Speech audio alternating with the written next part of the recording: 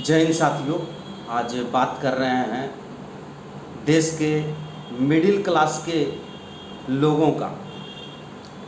जो middle class के लोगों से देश के प्रधानमंत्री ने जो अपील किए हैं, आज उसकी बात कर रहे हैं। उन्होंने कहा कि देश के मिडिल क्लास के लोग, आप लोगों के यहाँ अगर मोटरसाइकिल है तो मोटरसाइकिल घर में लगा दीजिए, ट्रांसपोर्ट का यूज करिए और पेट्रोल को बचाइए।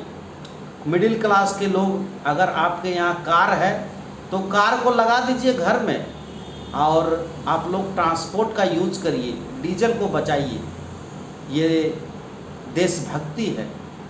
और आपके यहाँ अगर गैस जल रहा है तो गैस को जो है 3 टाइम अगर आप खाना खा रहे हैं तो 2 ही टाइम खाइए और गैस को भी बचाइए। तो ये सिर्फ लागू होता है देश के मिडिल क्लास के लोगों पर, ये लागू नहीं होता है भाजपा के मंत्रियों, भाजपा के मुख्यमंत्रियों, भाजपा के अधिकारियों, भाजपा के सांसदों, इन सबों पर ये लागू नहीं होता। ये लागू होता है सिर्फ व सिर्फ देश के मिडिल क्लास के लोगों पर। कल भाजपा के एक विधायक 500 गाड़ियों से रैली किए, तो वो इसी तरह से देश की सेवा कर रहे हैं।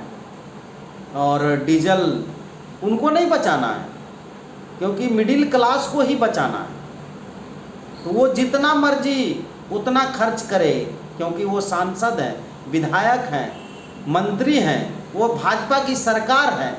तो ये सारे लोग जितना मर्जी उतना खर्च कर सकते हैं। लेकिन मैं पूछना चाहता हूं देश के प्रधानमंत्री से कि आप देश के मिडिल क्लास के लोगों से इतना नफरत क्यों करते हैं? क्या देश के मिडिल क्लास के लोगों का कोई अहमियत नहीं है? देश के मिडिल क्लास को आप कुछ नहीं समझते हैं? देश के मिडिल क्लास के लोग आदमी नहीं है? देश के मिडिल क्लास के लोग क्या मनुष्य नहीं है? ऐसा दोहरा व्यवहार करना आपको शोभा देता है?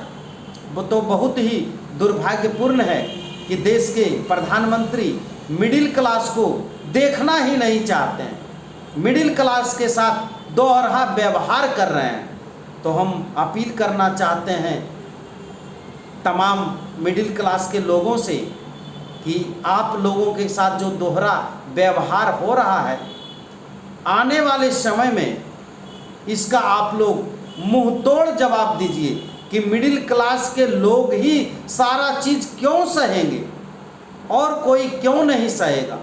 बहुत बहुत धन्यवाद। जय हिंद, जय भारत।